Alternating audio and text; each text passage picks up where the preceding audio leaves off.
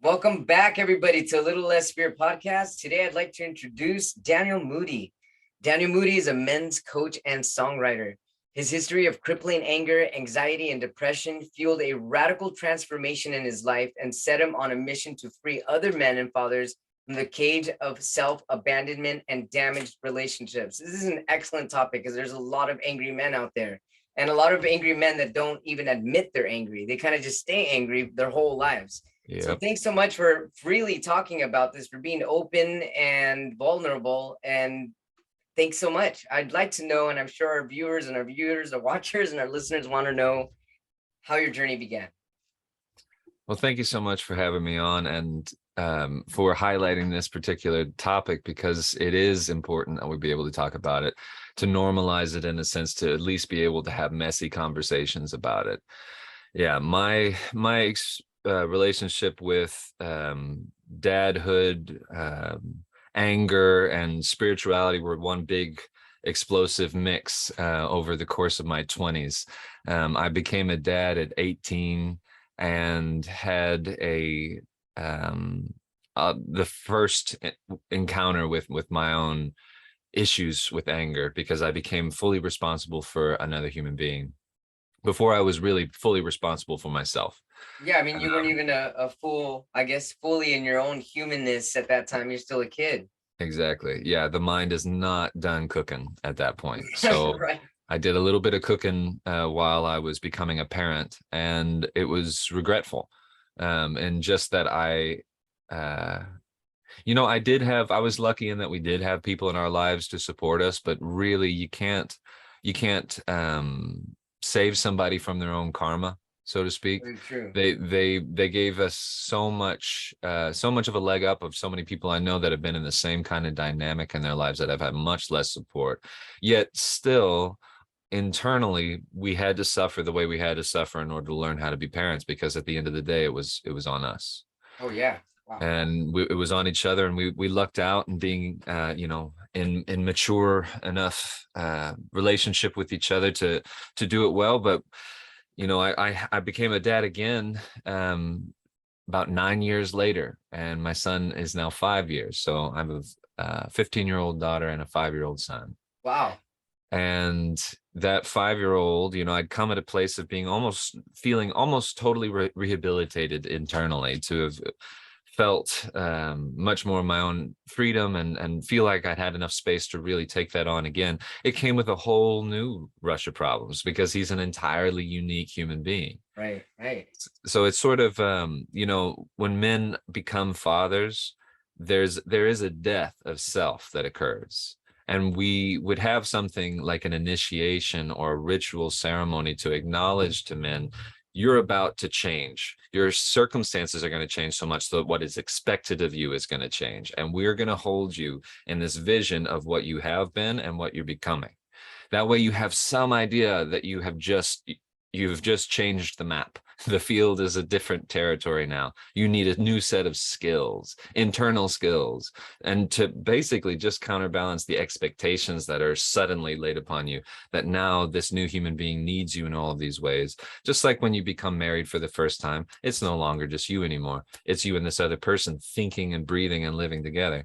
So when your kids come in, it's no less severe. In fact, it feels even more spiritually severe, because they carry your blood and your DNA, and they have a half of you or a part of you, and you really want to see that do well. So even if the marriage crashes and burns, there's something that holds you to that child in a deep biological sense, in a deep spiritual sense, in a deep psychological, this is what a life is all about, is to have progeny, or to get to see the new world be born. No one can deny the effect that it has on a person's life or on a group to have a baby born. I think about The Walking Dead. Like, that was the main premise of the entire show continuing, is that they had to keep their baby alive. They had to keep their children alive. Right. So even in dire straits, it's the children that propel us. So in fatherhood, you have a child, it propels you in a deeper sense than you could have ever known, because you suddenly care about life in a whole new way, more than yourself, because you're disposable to spend, like that's something that's rarely ever highlighted in the lifespan of man. You know, the trauma that is that part of the the the gender, you know, the species um heritage is to have been expendable in the Right. factory or on the battlefield. You know, Exactly. you are raised to even believe in with a full heart of pride that it is worthwhile to go spend your life to protect the village. Right. So what are we spending our lives to protect? What? That's a big question I confront in men, and it's a big reason for anger. Let me tell you, if you don't have an answer to that. So is that where you felt that you had your anger? Is that where so how did you even realize you had anger? Because there's so many men that are in denial of their anger, they're not even aware that they have anger. Yeah, I think I'm personally just getting down deeper through the roots of why I'm angry in the first place. You know, I was angry that my childhood got cut off short, though I wouldn't change it for anything because of the beautiful human being that I now get to live with, and the lessons that I've learned that have made me more of a real human being. And by that I mean more present, Mhm. more viscerally shook and woken up to the truth, the value of these people in my life. But I was angry for self-abandoning. That's a huge one. Not even realizing that I had needs that I was ignoring. You know, not ever listening to the fact that I was regularly attaching my life force to other people's expectations and dreams for the future, and thinking that if they'll be happy, I'll be happy. And Right. so I'm just constantly giving it away, not ever getting it back, because that's just not how it works. Love is Exactly. never purely, purified in another human being to then be given back to you. It actually is the beginning and end with you. And all we do is give, and that giving is receiving. And that's what heals us from the inside. But if we don't have that first, I'm just empty. I just get completely empty. And that's when I have my wake up calls. That's when it's like, you are at the bottom, you are drained, you are ignoring yourself. Pay attention. For some reason, for some of us, it's really fucking hard It to is. pay attention to ourselves and what we're doing and what we're ignoring, even if we've had the wake up call and we've hit this part of the cycle over and over and over again. Right. We just have to have it enough times. So how do you tell the people you're helping in your business? How do you even tell these guys? I mean, I just because I've known a lot of guys that there's no way even talking to them to even implant in their head that they're missing something that has to do with their own sense of self. Like, how do you even get them to become familiar with who they are as a human or as a spirit? Well, at the very front of it all is our unprocessed emotions that are constantly being revealed to us, usually in the form of our least pleasant emotions: stress, fear, anxiety, depression, anger. Those things that tell us we can't go any further in that direction, or we just can't tolerate this anymore, or I am burnt out, or I get weak in the knees, or my heart starts to flutter when I'm approaching this day to day to day to day activity, when I feel trapped inside of this and I'm experiencing it in the body. Right. You have neck pain. There's is probably some reason you're holding yourself a certain way. Well, Yeah. your posture Mhm. reflects your inner posture. Right. How, if you're hunched over, that's usually means that you're also playing small in life, that you're constantly looking down. And it's just this thing that basically is like an alarm. All of our pains point to the areas in which we're abandoning ourselves. Pick one. You don't think you're abandoning yourself? You that's exhibit A. Right. The likelihood of you abandoning yourself is, well, how likely is it that you're human? Right. You are going to be doing this because we can't see ourselves. We look outward, and the only image that we have of ourselves is this thing we call ego. It basically just gives us this image of, oh, this is what I am. And we love to polish it and build it up and change it in all these ways. But really, it's other people who tell us how we're being. Right. If I come to you and if I'm an asshole, you're going to reflect that back at me because that's the truth between us. Yeah, You know, right. And if someone's not aware of it, the guy starts thinking, why is he treating me like that? Or why is that guy a dick? And he's not yeah. realizing that he's being the dick. Yeah. Well, he's also trapped inside of an image loop. We're all doing that with each other, because if I'll feel your energy without being able to help it at all. And that's something that I do. And that makes me often completely forget myself energetically. And then I'll start to accrue this residue of resentment. And that's what I did with my family. Boy, was that bad. I eventually just became Mr. Unpleasant to be around. Wow. And that that is a wake-up call to hear your wife and your family reflecting that at you. That So is. it's like, who, at the end of the day, I could go out and be great at my job. I could my friends love me, but if my wife and kids aren't liking me very much, I could go and blame my wife all day long. That's fun and easy, and that's over really quickly, except for the fact that I'm Sure. still brewing There's no underneath it. holding Nothing's it. been solved. Yeah, there's no solving it with blaming it, just endless blame. Uh, so I take full responsibility for it.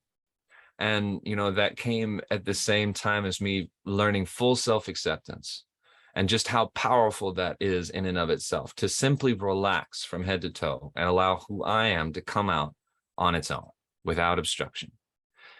That allows me to hold myself in the areas where I feel deep shame, all the guilt that I have for being an asshole as a young dad. Mhm. That is very real and alive in me, and it should be, but I don't have to give it new life every day, rake myself over the coals. I need to simply hold in my heart the truth of why I feel the guilt in the first place. It's because I love my daughter. Mhm. And if I don't return back to that and I'm just living in the guilt spiral, whose problems are solved by that? It's Right. always Nobody. about coming back to love. And that's what my heart wants to do. So if I fully accept myself, I follow that heart. I follow that love instead of just beating myself up with more judgments. But, the judgments tell me what I'm doing wrong. So if I'm not yoked in self-acceptance, I'm just beating myself. And that's not productive at all. I require the loving acceptance, and then I require the brutal honesty of telling myself and the world exactly what I am. Daniel, how did you even figure this out though for yourself, especially at 18? I mean, what was the actual, I guess, erupting point, or what was the turning point, or what was the climax of your life that got you to sit down and be like, "Hey, man," you shook yourself and be like, "You need to do this or you need to do that." I mean, did you meditate? Did you go to church? Did you meet somebody that changed your life? I mean, what was it that actually turned the key? Oh, I would want to just give it all to psychedelics, but only in that case, just so that our minds could have an easy thing to cling to. Because in Right. actuality, it has been a long, slow, purifying fire, many times down the spiral to the bottom, so that I could be broken and humbled again and again and again. That's the honest truth, but nobody likes to hear that. They like to hear it was a pill Sure, or sure. it was a zap from God. And I've had Right, tons of those. Like right, they come in the form of like, this is truth, right, and you don't get to escape it. And that's very liberating. And I'd say it's psychedelics that helped me to understand what surrender meant. I meant all the way down, afraid I'm going to die. I release into it, then I have the freedom of just experiencing pure consciousness, and then all of my imaginative flair, and then everything that's supposed to come through in whatever dimension it's trying to tell me. right, Those psychedelic experiences that literally just go, you don't understand. That's right. it. That's all you get to go home with, and you're welcome. Yeah. Because it's basically, in my philosophical pursuit, understanding the Bhagavad Gita, there's a basic principle of the mind has to surrender to the heart, Mm-hmm. because the heart is the thing that actually balances the masculine and the feminine poles. Right, It's the wisest part that we have on us, but it's not the fast thinking, articulating, tool manipulating part of us that has grown so important to us. The self-assumed sharp end of the sword, our prefrontal cortex, our thoughts. right, That's the thing that's so important to us, is our thoughts, and we misidentify with them constantly. But we have a tremendous amount of wisdom, and that can be felt by the simple fact that all of our deep moral cues come from our hearts. It's our hearts that tell us that it's wrong to abuse children. It's our hearts that tell us it's right to have the center of our culture be circled around the family unit. Those things right. that hold us together as a species, that make it work, that we all co-regulate and cohabitate with each other. The heart is the master of that. So if the brain is constantly the one that's conquering the heart, you're going to be following the weakest tool that you have for navigation in all of this. We Yeah. over assume that our visual field is the most important thing that we have, but we have so many other ways of taking in the world. So we're only focusing on this really, really narrow bandwidth of our capacity to compute what's coming in. Instead, our hearts can actually just resonate with each other. And I can pick up where you're hurting, and we can communicate with each other if we're listening there. Sure. And it really, sometimes it only takes one person listening to the heart to guide a whole group of people to come back to the heart. Right. What, how could that even be? That one heart could conquer a whole group of people to come back to loving communion with each other. Mm-hmm. I believe it is the central teacher that we have in our lives. It's this conduit, this channel that literally connects us through like radio frequencies, like it has its own way of communicating with each other. And How do then you even start to talk to another man that's got anger issues about his heart?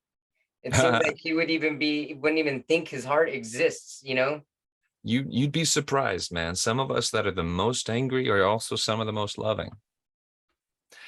It's not antithetical to have a great deal of anger and a great deal of love, even at the same person.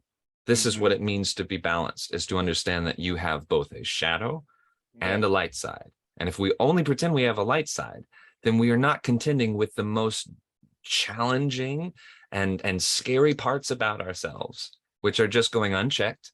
They build and accrue, and then everything collapses. Right. Because we're only living on half of our truth. And the thing is our shadow is not inherently evil too. That's the thing, is anger is not 100% bad. It's just bad being put in the wrong places, which usually is a sign that we're probably living the wrong life.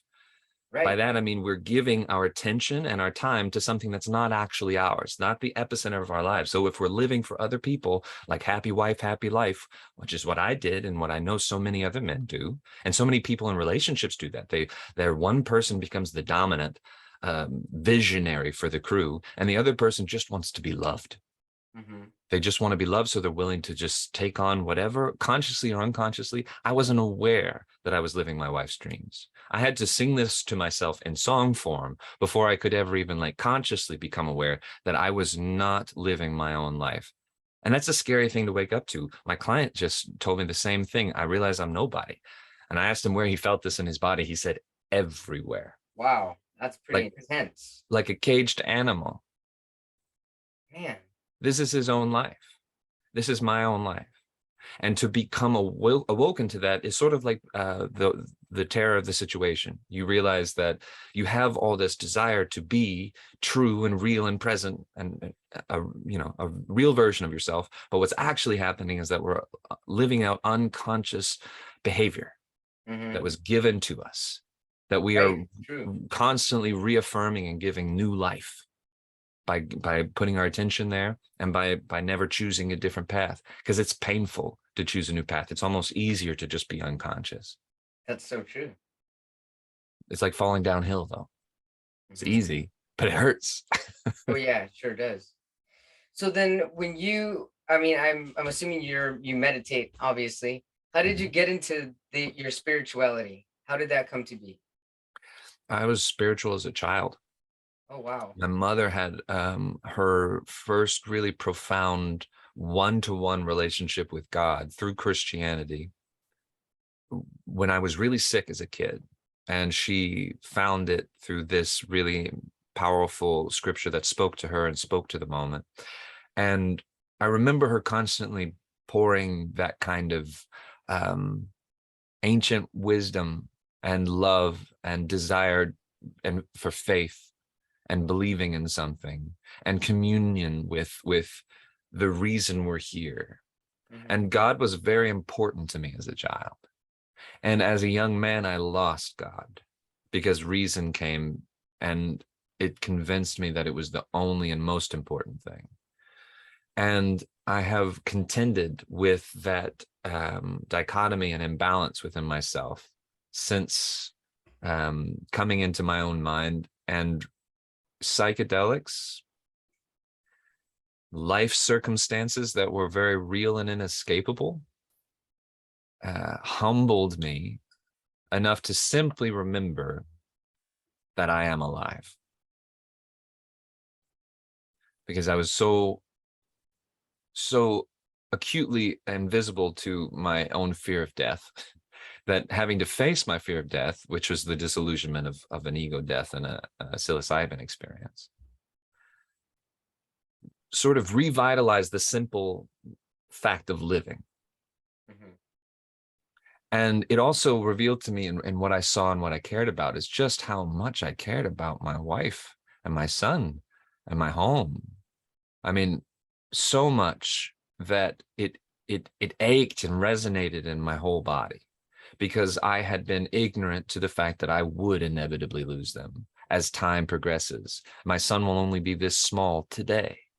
True. That's going to happen much faster. The changes are going to happen, and it will never be this way again. Right. And that confrontation with death, with, well, it made life so much more spectacular and worth investing in. And I became aware of just one very simple thing that I don't know could possibly be expressed in any simpler way or in a way that could really be downloaded from one person to another in any way other than I felt as though I was held in mother's arms. Wow. Beyond that, I felt as though I were in the womb, Whoa. but not not separate from that right now. Mhm. As in, I believe myself to be connected to the world around me, just as I breathe the air from the trees outside, Right. as I eat the food from the ground, as I eat the eggs from the chickens we feed outside. You know, I feel that I am truly not separate. And knowing that and knowing that death is coming means that I have to act. Well, I act from the heart every day, and that's what gives me faith. Because I keep on acting from a place of, well, my brain wanted to go and tantrum again. It wanted to escape the situation. It wanted to toxify it or reflect it or amplify it. And I almost got swept up in that. But today I chose to come back to love and I heal myself and my wife and my son and my daughter through that process. Mhm. Even though I was the monster 2 seconds ago, even though I was the amplifier of it 2 seconds ago. If I trust the heart, we come back. I have a sense of groundedness and purpose, and I'm just not afraid that I could have done it any better. So how did you become a coach? I've been a commercial photographer for 15 plus years. Before that, I was a songwriter. And I, like the rest of the world, got the opportunity to ask what I really wanted to do when the world shut down and all these jobs started to disappear. And I thought, if I have to do uh, this anymore, I don't think I'm going to be very happy. There's the image of what I wanted to do was sit around the campfire with a group of men talking about the meaning of life, a group of brothers, a feeling of a tribe, a feeling of a village, or of just basic rootedness and connectedness. And I didn't have that in my life at the time. I wasn't making that happen, and it just wasn't present. So I looked up, uh, actually my wife found for me this fella who had been doing that, who had been a wilderness retreat guide and a wilderness therapy guide for young troubled teens. Like doing the coolest thing I could imagine is taking them out into some crazy wild place for a month and reading them Siddhartha around the campfire every Yeah, night. that sounds awesome. It just sounds transformative, you Sure know. does. So then he developed that and has been doing it for dads. And he brought me into his first group of dads online, and I got to be surrounded by a group of wise, compassionate men who cared about their families, who were trying to be better. And I still talk to those guys once a week. We have a text chain, and that was 2 years ago. And I came to Dan originally, Dan Doty, the coach that mentored me, asking him, how do I do what you do? And he just immediately took me under his wing. And he encouraged me to put out my very first retreat, long before I was ready. You know, it was the perfect kind of challenge.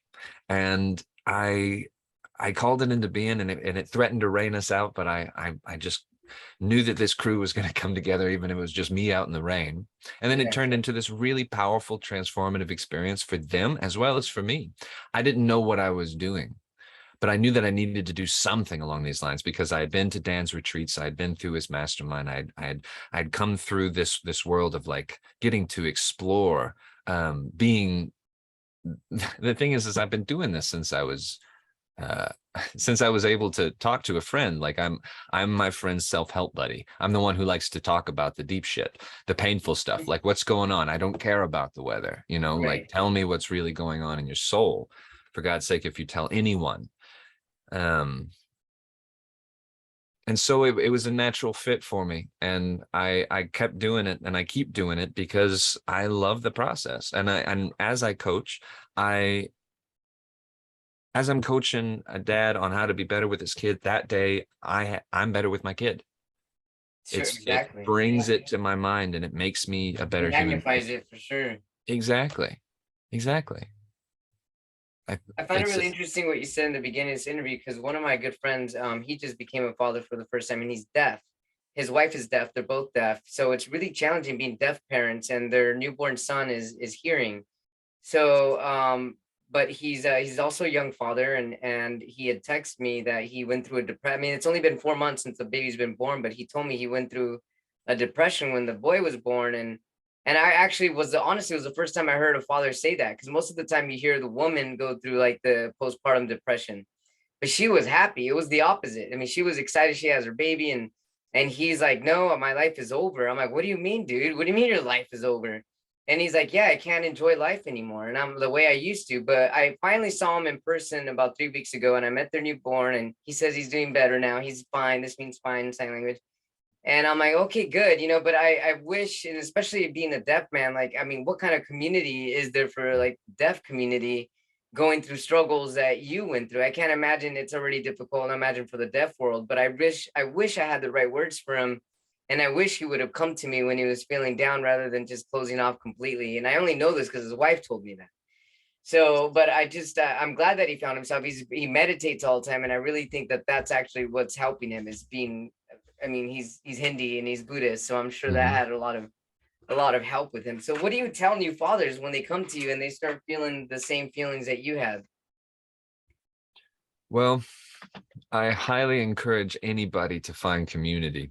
I mean, however that's possible, I like to reduce the fear on the upfront side of that as much as possible. You know, I've got a men's group that I'm running, and the retreats that I run, but everywhere you go, there's going to be guys that are interested in this right now because, for one, it's a fundamental need that we all have to get together and laugh, to just simply eat next to each other, to Yeah, have goof off. games, and there's, yeah, it's called co-regulation. Our nervous systems have evolved to be around a group of people where we are much better off if we're around a group of people. So whether or not you think you are, consciously or not, I always hear, especially, old wolf characters that are just like, I don't need people. I see this. I see this a lot. Reminds me of my dad. It reminds me of men that I care for and love. They believe they can actually get away with not leaning on other human beings, and I fundamentally disagree. I think that there's no scientific standpoint that could confirm that that's true. You actually require other human beings in order to co-regulate, and that sets your nervous system at ease so that you're not constantly producing stress hormones that create disease in the body. So Other human true. beings are going to co-regulate you on a psycho-spiritual level, on a level of who you are and the things that you get stuck in doing, and your patterns and the problems in your life.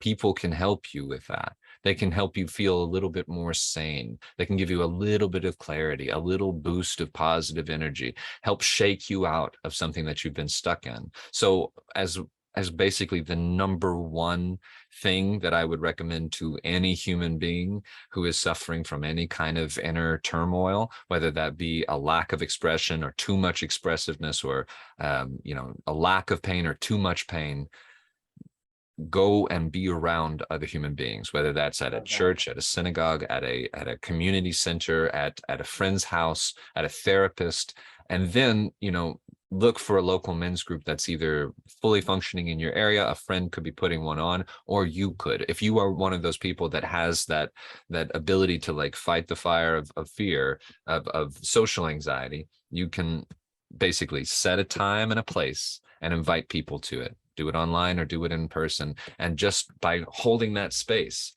I've made friendships and communities that would not exist had I not simply just opened the door. Love it. So any one of us can go and be championing one of those. So if you are one of those people, I see you as one of the light keepers, one of the, that is incredibly important work to be setting up groups locally. And I also, if you are wanting to figure out how to do that, look for a local chapter of a men's group, or, there are big organizations out there that are doing it, or there's small guys like me that you can connect with. That can teach you how to get past some of that social anxiety, to teach you a little bit of self-acceptance that just comes from being around other people that have fucked up enough that they know what it's like to feel like a failure, and they can love you through it anyway. Right. So that's medicine number one. Yeah, it's incredible medicine. It's interesting how you say it too, that like going around a group of people, I mean, it's actually one of the most natural things. We've been doing it for thousands of years, since the beginning of time. That's why there's tribes, that's why there's villages, that's why people do campfires. It's been going on forever, and we do need that energy circle. Yes. That's beautiful. Yes. I mean, it's the fundamental image that drew me to this work. I always feel the greatest source of magic in that place, but the campfire can actually be simulated in a weekly Zoom call. So true. Right. It's because at the end of the day, what we're really distilling from it is genuine connection with other human beings. I like it to eventually lead up to an in-person experience, because there is something that is transmitted from person to person, a positive energy that really does have profound healing power. Just a simple hug from somebody that really squeezes you so that you can feel alive, that you can feel that you're really present. Sometimes it's invaluable, incalculable how special that can be for someone. How healing that can be. Yeah, and especially, I mean, with everything that the whole world went through the last 2 years, I mean, there's people that haven't had a hug in a long time. For real. Yeah. And that's a scary thought to me. Whenever this was all happening, I remember I lived in a different town from my mother, and I went down to see some friends and family, and we were all trying to be outside and careful, all that. And my mother, she was just like, I could feel her heart aching, Oh, like we can't hug. I know. Oh, And man. and you know what? I just said, to hell with all this, and I went You and gave her grabbed a her and hug. hugged her. Yeah, I gave her a great big old hug, and she burst into tears, of Oh, you're course. about to make me cry right Yeah, now, actually. yeah. I just listened to the heart in that moment, and Yeah, right.